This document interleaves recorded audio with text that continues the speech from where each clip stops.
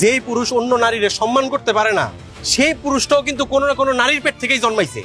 অনেক কথা কইছিস, এবার চুপ। ভাই কথা আমি কমই কই, কিন্তু অন্যায় দেখলে ভাই আমি চুপ থাকতে পারি না ভাই।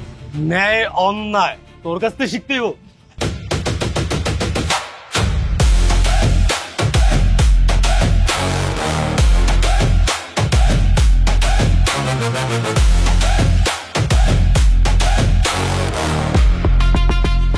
বল বল, আমার এইবার মাফ করে দেন, বল। পাতলু বস দেখছস আবারও এই সাহেব আসলে কে রে?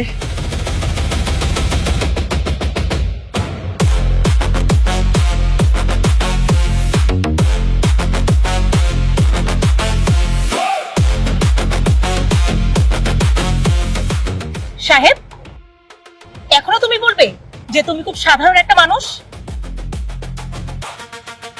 বুঝতে পারছি ম্যাডাম, আপনাকে বাড়িতে আমার রিজিক মনে হয় এই পর্যন্তই ছিল।